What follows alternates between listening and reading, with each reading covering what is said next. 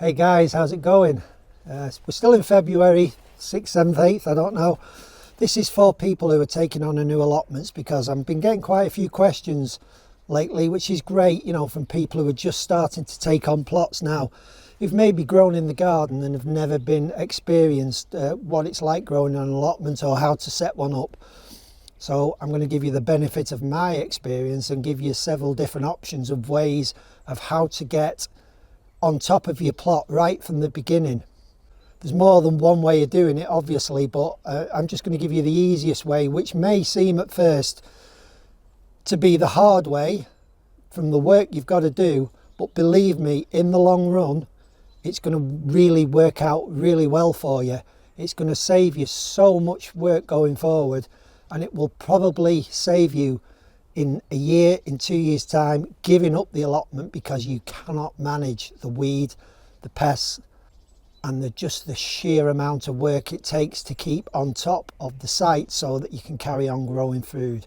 So I've got a few good examples, so come with me and let's have a look on here. The guy who took it on 2 years ago, the first thing he did was dig the ground over. He's possibly dug this 2 or 3 times now, and this is what I mean about digging, guys. You will never win with digging, because look at this ground. The grass is sort of what you get on a football pitch. It's that strong and knitted in. This ground you can maybe see on that compost. See if I can get in at the back. What you see is marsh grass. What I call marsh grass. If I can find the technical term for it, I'll put it on the screen now, but it is absolutely horrendous in your ground. It can actually push its way through a pallet lying on the floor. It's so strong, and it forms these big thick roots, white roots that travel through the soil, and it just keeps poking up everywhere. But this ground was covered in that as well, by the way. So what he did, he's dug it all over and then he's covered it with this sheeting. Now that marsh grass in the spring, because he didn't take the root out, that will start pushing this cloth up in the air. By about May, the end of April and beginning into May, the marsh grass will have made its way through that weed membrane and will happily be growing through it. Now this area at the front here is dug maybe 3 times. This is what I mean. This illustrates perfectly successional weed. So what you get on your first flush, your first succession of weed, is this really low growing cover. So you get things like chickweed, which just rampantly takes over the soil surface. These are here to repair the soil. Because the soil's been damaged, these come up to repair the soil. I'm really not a botanist, guys, so I don't know the name of all these plants, but once they get in, they put shallow roots down and they just spread all the way across the surface. Let's go in a bit so you can just see some of them. So guys, do you recognise any of these on your own soil? Of course, the answer to fixing this is to dig it over again. Only joking. The answer to fixing this is kind of what he's doing, but not on a long-term, it's not a long-term strategy, this, but covering the ground with sheets, because it actually damages your soil. It damages the microbiome in the soil, the fungus and the bacteria. Come summer, if these sheets are still down, the temperatures under them sheets will be getting into the 30s and 40 degrees centigrade. It will be baking the soil underneath. Sure enough, it will kill the weed. It will possibly damage the root, a lot of the roots. It won't kill all the roots because there'll be deeper roots that are unaffected. But what it will do, it will drive the worms down because it's far too hot for the worms to live in that. And it will also kill the top 2 to 3 inches of fungus and bacteria in your soil. So you've essentially got a layer of dead soil when you come to remove this cloth. And of course, once people remove this cloth, I guarantee 99% of them will then dig this ground over and just revert back to where they were when they put the cloth down. I would start right here at the front. I would put a path along this fence to stop weed creeping through onto the allotment. I would put a path down the neighbouring fence to stop weeds creeping through. The paths on the edges and the paths under the and the paths that you're going to put in between beds, I would dig them. I would dig them out. I wouldn't dig them over. I would cut 2, 3, 4 inches of topsoil out of these paths. By doing that, you're going to remove a lot of the root, like bindweed and couch grass and things like that. So you're going to take that out. You're going to throw that onto what will become your beds. You're going to rake that in, and then you're going to pull all that root out as you dig it. That will essentially remove a lot of the problems you're going to have on paths. And then I would cover that with wood chip. You could put cardboard down. It doesn't really matter. Put cardboard down first, put your wood chip on. Doesn't really matter, guys, that. I would then uncover this weed membrane a section at a time, and ideally for this, where he's going to have all this marsh grass coming up and just an absolute myriad of grass, weeds, thistles, nettles, everything coming up through here, I would then try and source some cardboard to put onto the soil surface and then cover it in compost. Your cardboard will prevent that marsh grass for a time coming through. You know, it's going to hit that, obviously it's going to poke through, but the easiest way to deal with that is to get a long sharp knife, push it as far deep into the soil around the root and cut it as low down as you can. It will come up again, it will come back as a clump then, maybe 3 or 4 strands of marsh grass growing out of that one rhizome that's coming up. Just cut that again. You will possibly only have to do that 3-4 times and you will completely remove that marsh grass. The same with nettles, the same with docks, the same with many of the deep-rooted, tap-rooted perennials that come up. That is the way to deal with them. You can do things like this. There's wood shavings in there which take an awful long time to break down. I mean, the wood shavings are not really harmful to the soil, and this hay, it's chopped hay, it's not really harmful to the soil. You know, it doesn't break down in the way animal manure does.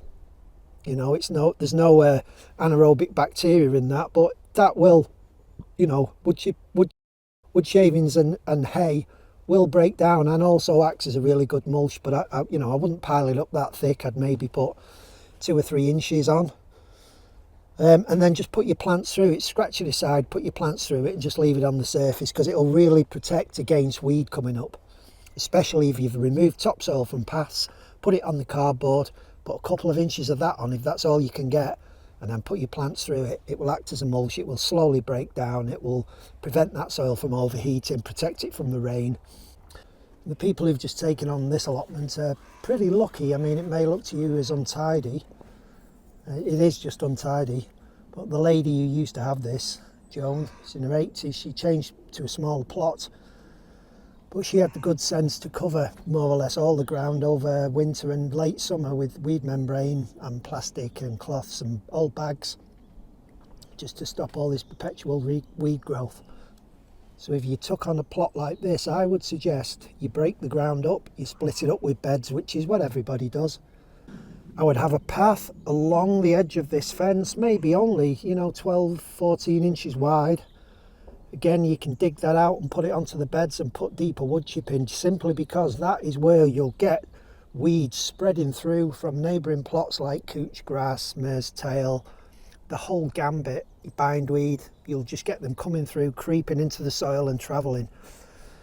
That 4 to 6 inches of wood chip will prevent them to a large degree. Also, when they come up in the wood chip, if they come up in the wood chip, it's just so easy to get them out. Weeds like that do not like growing in wood chip. They really don't. It's fungally dominant, and plants like that do not like being in fungally dominant soil. They prefer bacterially dominant soil, where they can snatch plenty of nitrogen.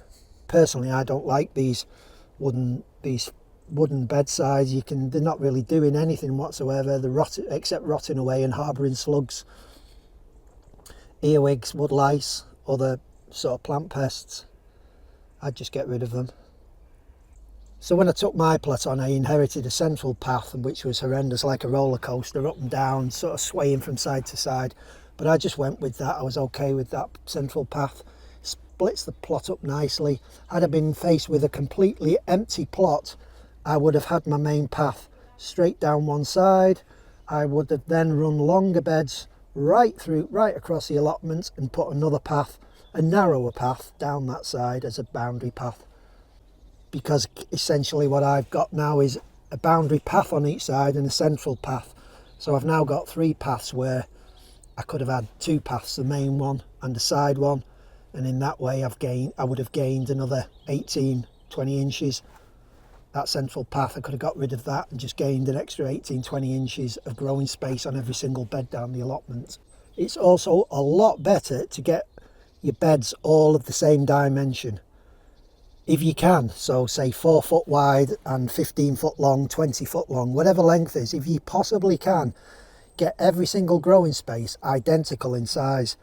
Then when you come to put nets on, when you come to put fleece on, when you come to put everything on, when you come to put hoops on, everything is the same size. So all your hoops can be the same size, your nets, your covers, your Mypec, your weed membrane, anything you want to put on that ground is all identical. So you're not rooting through a massive nest of nets trying to find one that fits that particular bed. You know, this is what I wouldn't do, having beds of all varying different widths and sizes.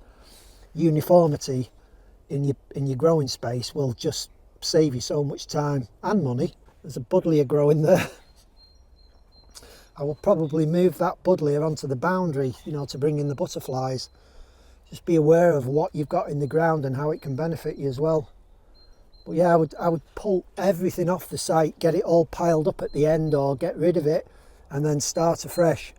Put down weed membrane or plastic and start at one end and work your way along. And don't worry, do not worry if you only get halfway down the allotment by, you know, the end of the year, because the next year you will have absolutely won at that end. You know, you'll be growing vegetables, fruits, berries, bushes, whatever you put in, they'll be okay, they'll be thriving. You'll be able to manage your beds, you'll be able to keep down the weed, you'll be able to mulch the beds to keep the weed down, and then you can just slowly work your way along the plot, down the plot, regaining the ground from nature. It's extremely important to fix your soil to get the right balance of fungus and bacteria in your soil. In a way, this is good. This grass is repairing this soil. So all you need to do, where you've got beds with grass in here, all I would suggest you do there is when it comes up and it starts growing, really trim it down to the surface. Down to the root on the surface of the soil, put cardboard on top, and then put a bit of topsoil on from your paths, and you'll win. Then you'll sort that grass out, but immediately get something in the bed like a cover crop, or grow something in that bed. Don't leave the ground empty.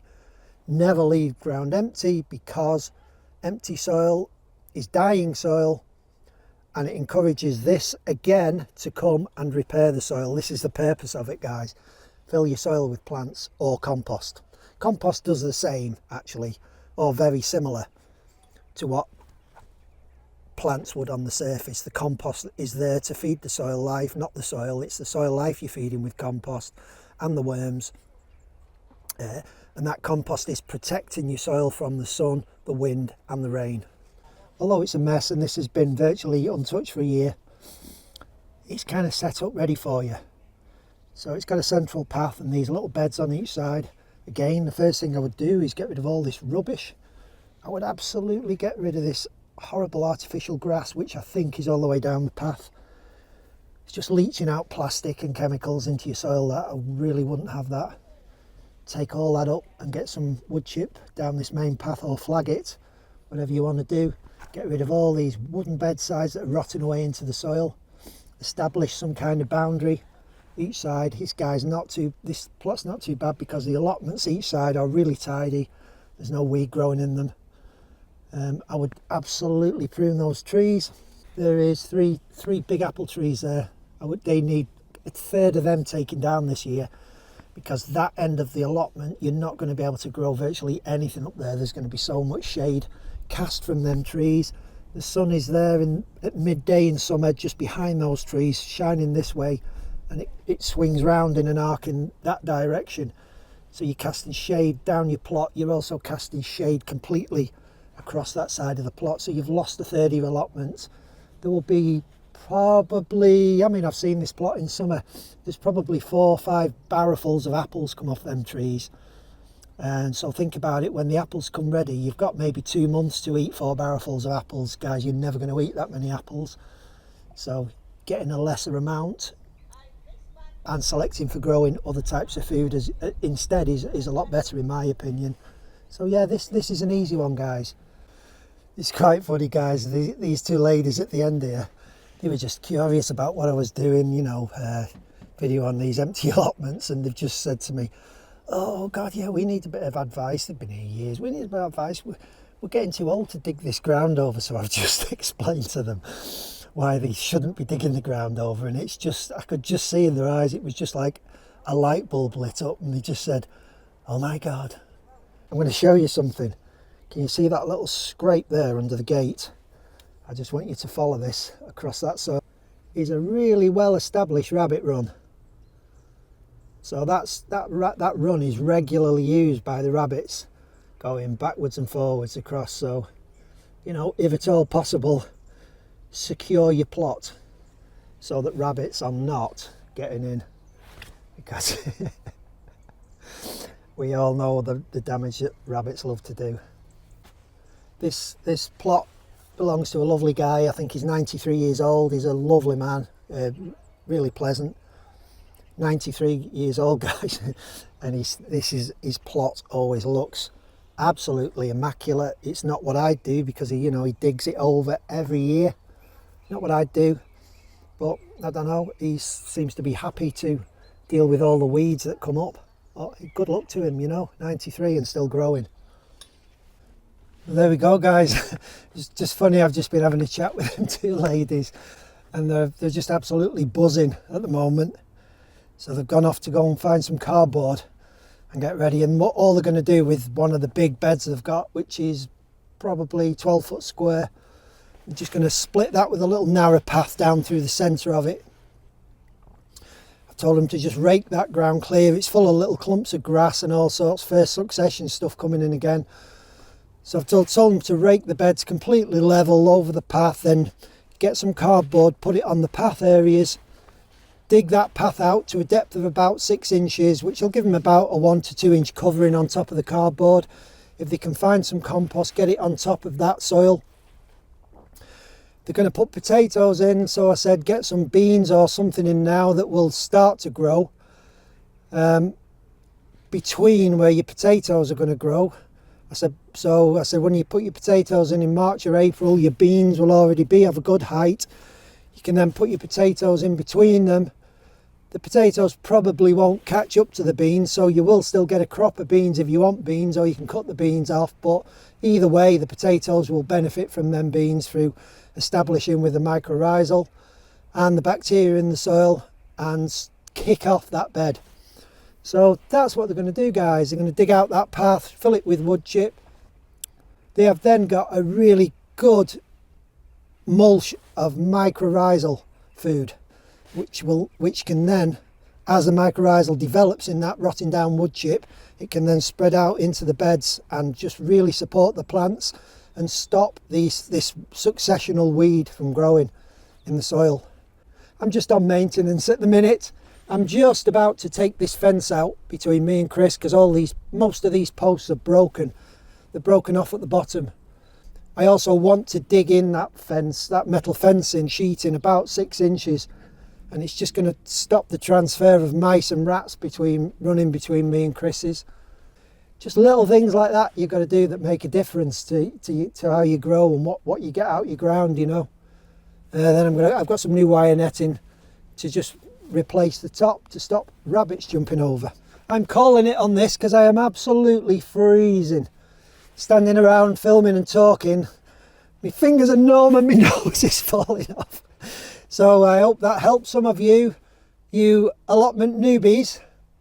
Do not underestimate weeds, guys. That's all I can say. They will take over and ruin your life. And unless you get on top of an allotment and the little patches of ground, split them up and divide them to make them more manageable. If you don't, you are selecting for failure, because it will overwhelm you, and you will probably spend 80% of your time on the allotment trying to get weeds out, hoeing weeds, digging, scratching, pulling them out. Believe me, I am not exaggerating, and anybody who's got an allotment will tell you that. Right, so that's it for this one. I may do a follow-up if I get enough questions. If you've got questions, please ask them And also guys, please, you know, have a look through the comment section, because I try to answer all the comments. So if you've got questions, just have a read through them, because there's some really good questions, and I've given the answers to the best of my ability on how to fix problems I've got. And the same questions keep getting asked, and they've already been answered, guys. So just have a look there, see what you think. Anything new, please ask. If we get enough questions from newcomers to allotments, then I may do another video answering them questions, so that, you know, the question is then answered. And I'm going to do the next videos on fungus and bacteria. If you want to know how to get rid of successional weed, that video I've just done is really relevant. I encourage you to watch all of it as well. There's a lot of information in it. I'll put the link to that in the description below, or I'll shove it there as a card, whatever, guys. Thanks for watching. I'm going to go and have a brew in the shed. It's lovely and warm in there, so I'll see you quite soon. Bye for now.